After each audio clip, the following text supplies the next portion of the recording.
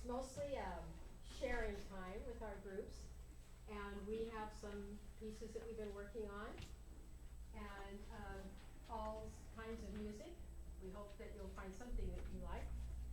I'd like to tell you a little bit about our groups, first of all. We have two recorder groups. One is called the Claremont Early Music Ensemble, and it's a group that's been going in Claremont since back in the 70s. And it's had a continuous membership, and those of us that are playing are who the current group of the Claremont Early Music Ensemble is. And then our other group is Village Pipers, which is the Claremont Community School of Music group. And Sandy Parker was our longtime director, and so I feel very honored to take over after Sandy retired. And we meet on Wednesdays. I'm going to tell you this right now in case you look around and you say, oh, I think I could do that. Just let us know. And then we have, starting 2 years ago, we have a Claremont Community Handbell Ringers. And this is a group that's sponsored by the school. And our members playing here today, many of them are very long-term bell ringers. My husband and I used to direct the bell choir at the Claremont United Church of Christ. And most of this bell choir looks just like who we used to play bells with on Monday evening. And we welcome newcomers, and we'd love to be able to add bells in at another time if anybody would like to play. Just for fun, we are going to be involved with the, Matt, tell me the orchestra name before I get it wrong. Oh, the Claremont Youth Symphony Orchestra. Yes. They are doing the EP12 Overture. And there's a place where you hear the church bells ringing. Well, we're going to be the church bells. And last night I found two more people who wanted to play. They'd never touched a bell before. We handed them two bells and said, all you have to do is just ring, just like this, and you become a bell ringer. And somebody said, is there anything more to it? I said, well, come on Wednesday and we'll show you. So, we also have a couple of solos that we're going to have today, members of our group, and we'd like to start out with Susan Hitch. I'm starting with Susan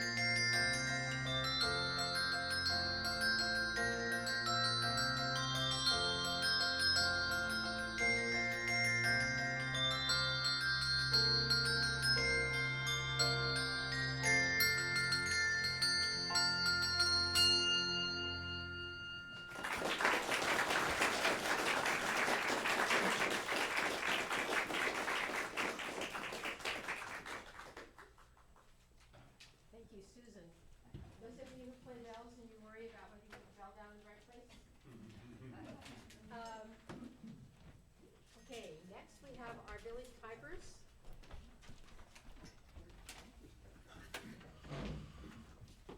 You've never seen them, or the little things.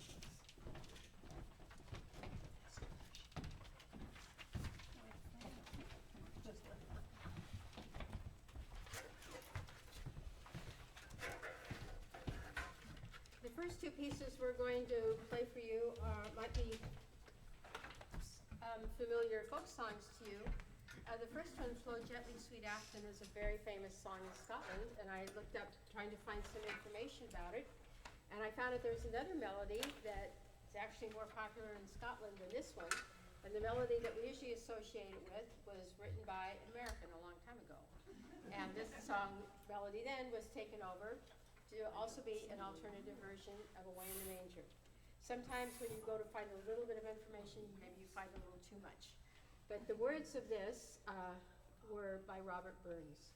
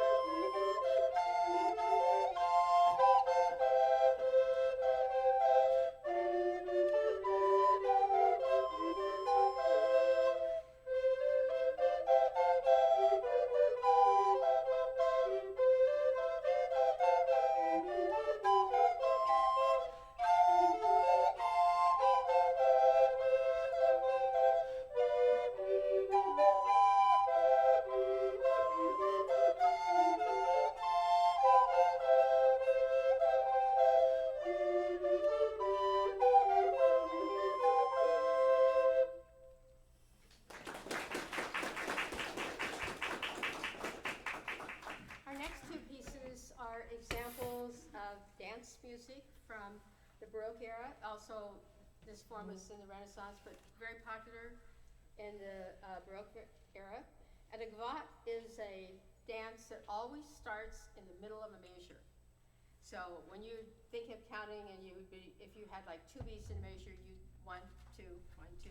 A gavotte always starts in the middle of the measure. That's the interesting thing about it. And this is a gavotte by Georg Frederick Handel.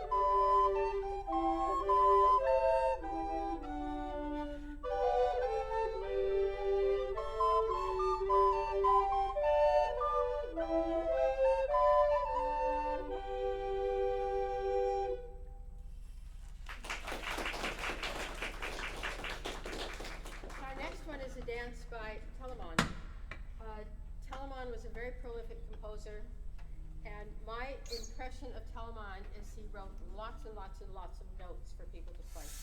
So it's kind of exciting when you can find a piece that we can play. And this is from a set of music. It says 7 wedding dances. And I've looked this up to find any information, and everything says we don't know of any wedding dances that Telemann wrote. But maybe somebody put them together and said they were great wedding music. So this is the Passepied by Telemann.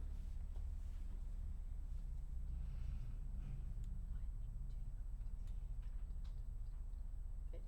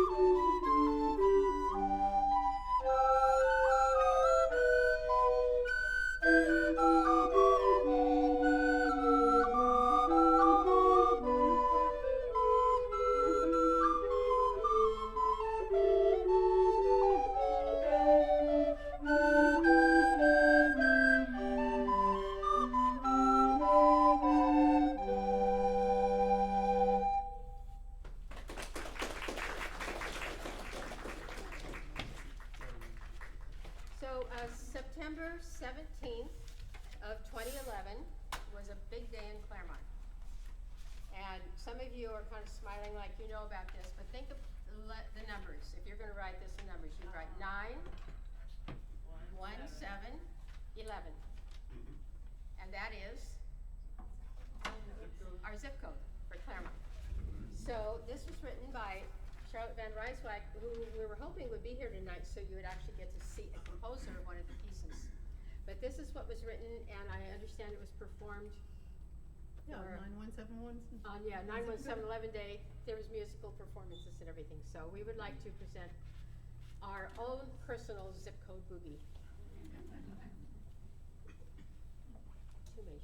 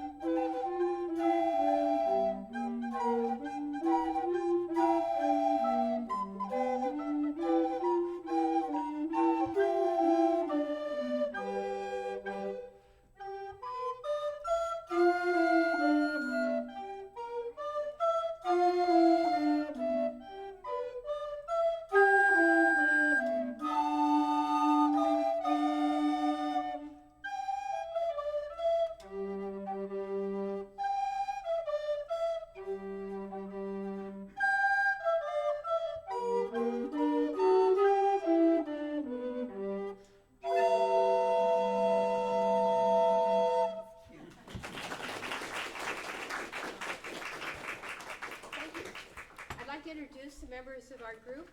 On front, we have Judi, Seki, Lillian, Lou, Mark MacKenzie, Bill Waggener, Marcy, Clements, Barb, MacKenzie, Jennifer Mawhorter, and Aldrich. And we are going to have a little special treat. Marcy also plays the harp, and she is going to play us a piece on the harp. So if you're just not playing next, you can sit. The last time I was up here with Happy, she's a carbon fiber harp. She's really nice. I tried to pretend that I was the sister of Victor Borger.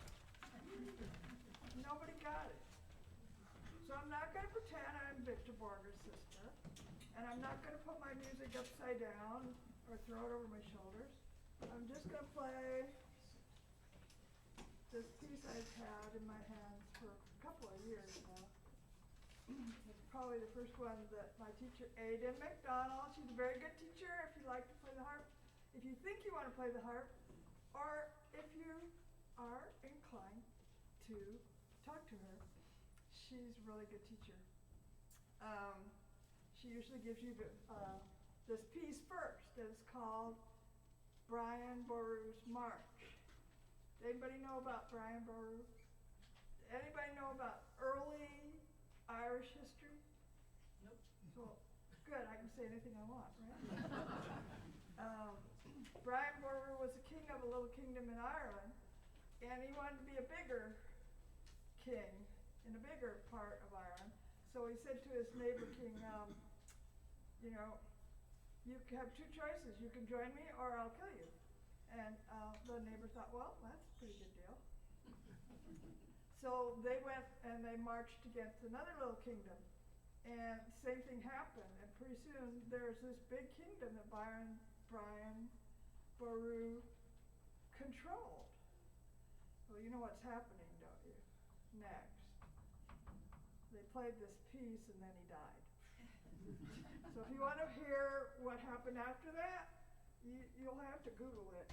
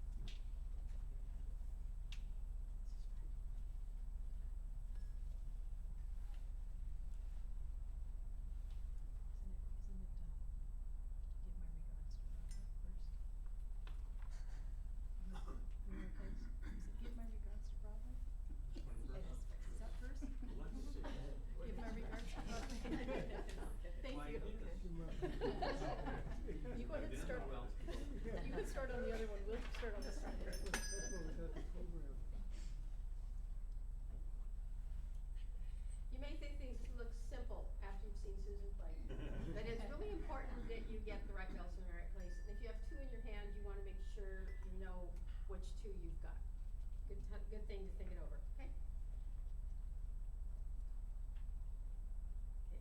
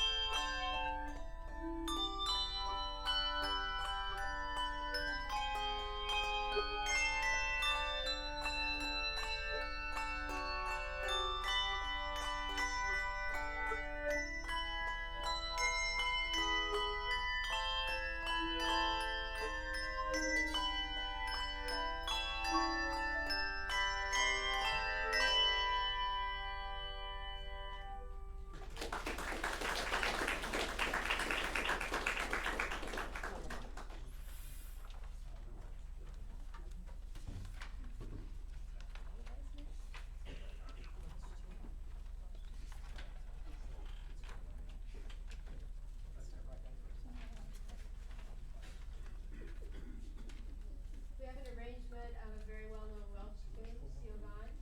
It's a very famous melody. And we have invited Caleb Van Brunt to join us on cello, and Bill Waggener is joining us on part on alto record.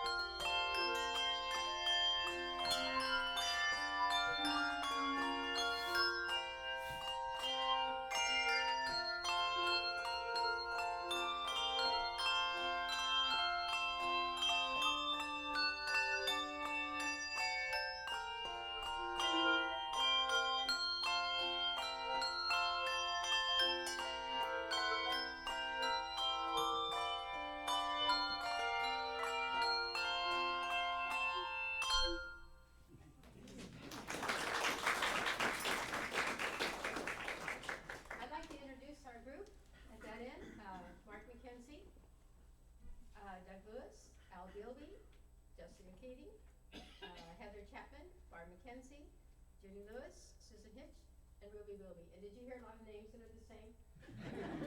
This is a family business, and what you might not know is Heather Chapman is Barb and Mark's daughter. It's a very good family business. Thank you.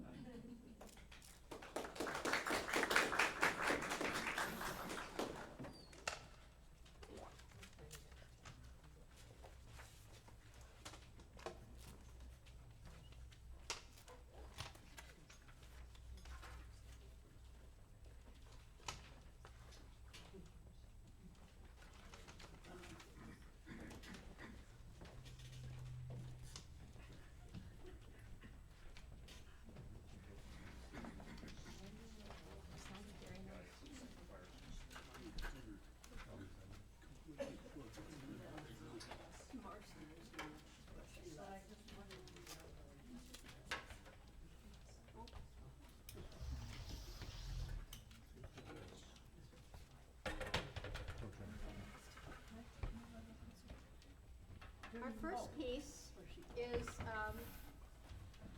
when we see it listed as a Sephardic melody.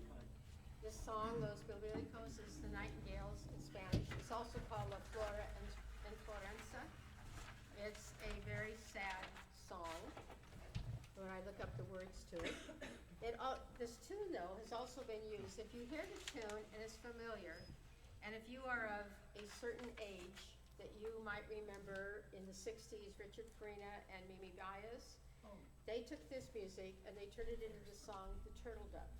Recorder is. And you can look up that on YouTube and you'll hear the same tune that we have here. Do you want to talk about size of recorders, or we can do that later? Would you like to? Okay. Mark So- is gonna talk about his favorite topic. My favorite topic, okay, is, as you notice, this is called a consort. We have all different sizes of recorders. We don't have our little tiny one here today that Lee brought. It's called a sopranino. It's about this long. And then she has a soprano. You have a soprano here? So then the soprano, and then we have the alto, which is this one. And then, hold it up, Bill. Bill, can you hold yours up? Yeah. Then we have the tenor, which would be this one. And then we have the bass, which is this one. And then the great bass will be this one. And we start with the soprano. That's a C fingering. All the fingers down are a C. And then the next one down, the alto, all the fingers down is an F. And then the tenor, all fingers down is a C. And the next one, this bass is an F instrument. And then the great bass is a C instrument. And actually they make them bigger than these two. They have a contrabass, a sub-contrabass, and the biggest recorder I've seen online is 9 feet tall. So this ceiling from the floor up there to the ceiling is 10 feet in this room. So if you can imagine a recorder being that tall. This is called this is my great bass, and people say, well, you just picked that up and made it from Lowe's, right? Because it is, it's actually birch plywood, and it sounds like a organ pipe. And can you play your great bass, Sarah? And then this is more of a normal great bass. And you see the bent neck on it? You need to have the bent neck. This has a little more little mellower sound than that one does. And if you notice, the end of this one is curved here. There's a box at the top. If I straighten this out, it would be this tall. And so the people that developed this recorder actually bent this one. The next size down, they actually bent the bottom too. So you can keep them shorter with the same, with the same size. So, but they call it a consort from the soprano, alto, tenor, bass, and great bass. Can I borrow your bass a second? There's something interesting about the basses. Mark has talked about the bent neck on it. Or another way you can have it is with a bow call like this. It's the same thing. You blow through there, or Joan has one that you blow Straight right there. direct blow on that. So the same kind of recorder, especially when they get bigger, they can look quite different. And it depends on your hands, and a lot of things is what kind you like. Usually it's easier to have one like this so that but your fingers are up closer to you. The interesting thing is on the really big recorder that Mark is talking about, there's a video on YouTube, and a woman who's about maybe a little taller than I am is playing it. But everything is right here. You've got all this recorder, but the way it's set up, because as you can imagine, a 9-foot recorder, you couldn't spread your fingers on it. Okay, los biblióticos.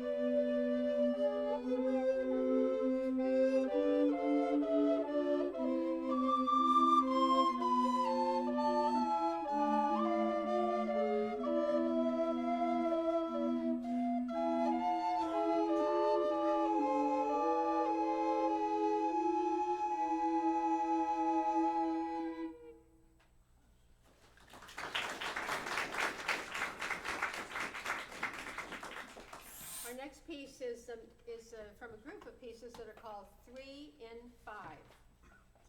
And I'd like you to tap your foot to this and tell me when you get at the end of the piece what time signature you think this is.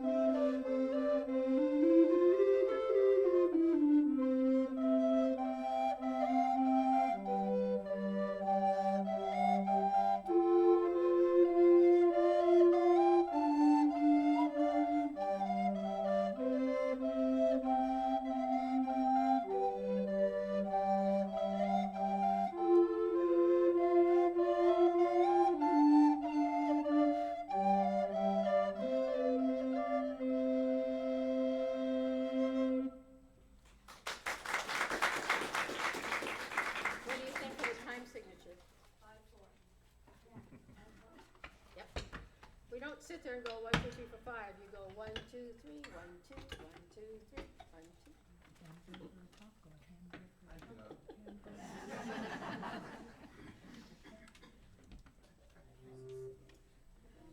The music that we have for this Mozart piece, our copy says Basset Horn Trio, and a Basset horn was an early clarinet. And when we first saw this name, we were calling a basset horn. And if you're not careful and you're speaking quickly, basset horn probably becomes basset hound. So then we were calling it the dog trio. But this is a piece that we found when we were all locked down during the pandemic, and we all downloaded it and learned it all while we were on Jamulus. And then it was so much fun to play it in person when we got together.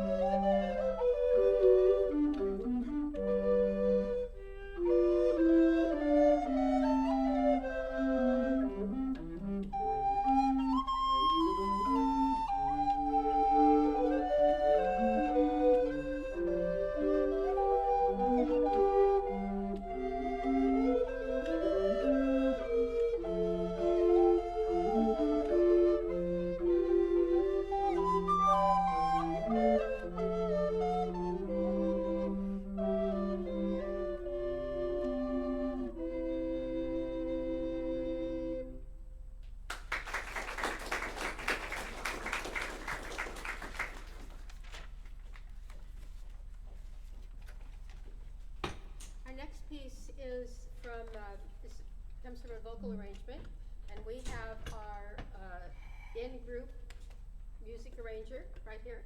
So this is arranged by Bill Waggener. Chief arranger.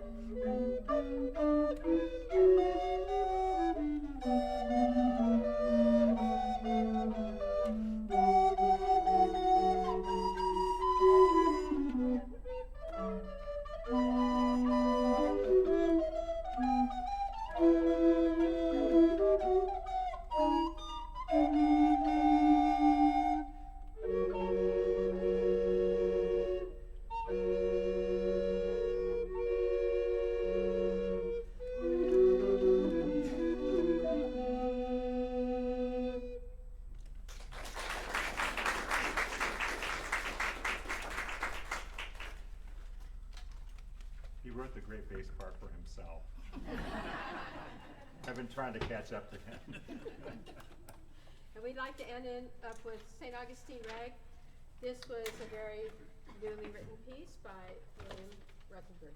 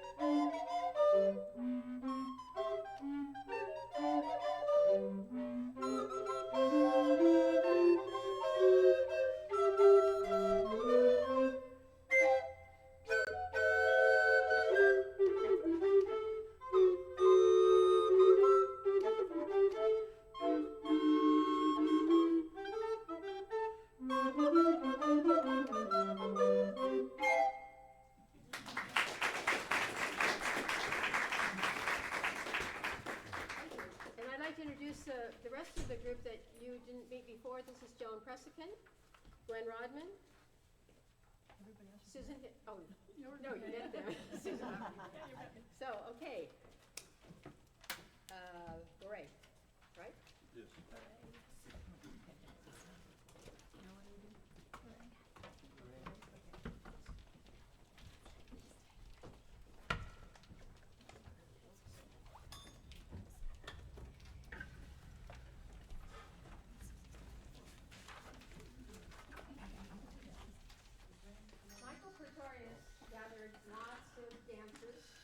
and arranged them, put them together. Some of them he wrote, and many were from different composers. And this is one piece, a bourrée. It's called La Bourrée because it's the only one in his collection of 300 or some dances. And this particular piece is, what we're doing today is kind of giving you an idea of what you would have done during this time when you would have gathered whatever musicians you had. We put them all together. So originally we had this arranged for recorder. We've added bells. We've added Caleb. We've added Susan's bell tree back there. And this is in the Renaissance spirit. When you gather whoever you got and you play. Okay? Yeah, probably.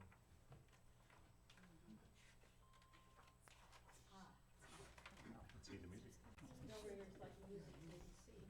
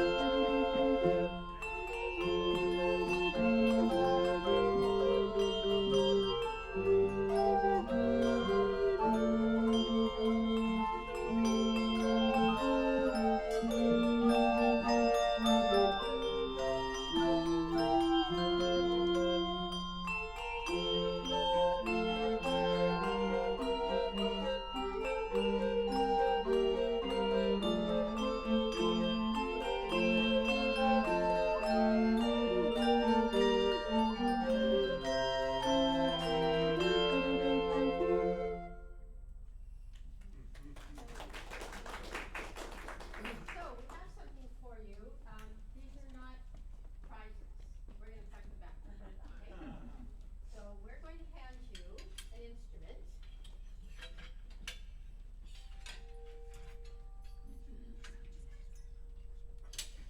And just hold on to it. We'll tell you what to do with it. Okay?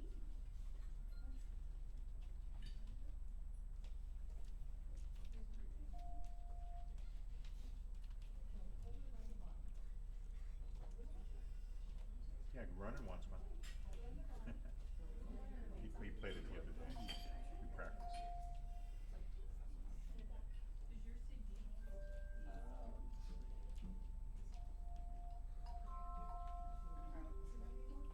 So hold it like this. Don't play around with this. You don't want to hurt the clapper, okay? And watch. You just gently play it.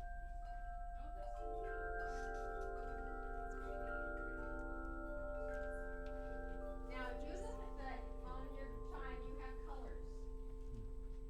And some of you have red, right? So if you have red, watch. When I go like this, you're gonna play. So you're gonna go green, red. Your chime should say C, E, or G. Okay? If it says something else, it's not red. Okay? Find yellow. It should be F, A, C. Ready?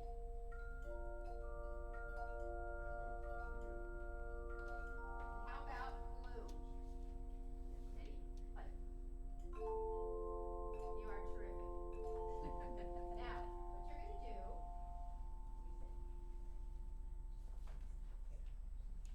they're going to play, and we're gonna play with them. And you're gonna sing. Right? You all know the words to Small World? It's a small world after all. It's a small world after all. It's a small world after all. It's a small world. That's easy. There's just one.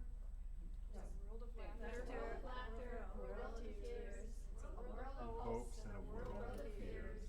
There's so much that we share. It's time we're aware.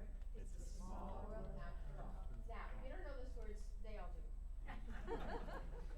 So what we're gonna do, you're gonna play and we're gonna sing. We're gonna sing It's a Small World first. And then we're gonna sing It's a World of Laughter, a World of Tears. And I'll help you. And no matter what, when I'm doing this, you're playing your instrument, okay? Let's see if this works. You are terrific to start with. Okay? Ready?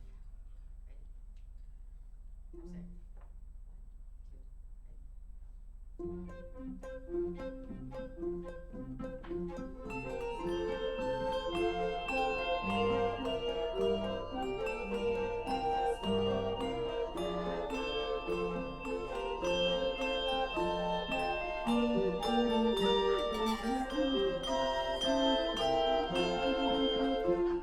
set.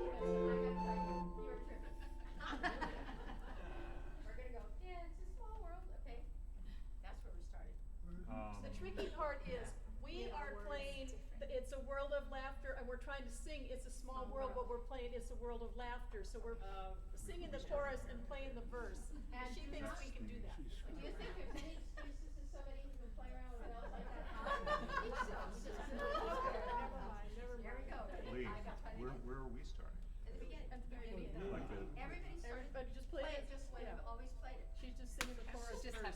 confused. Just make it up.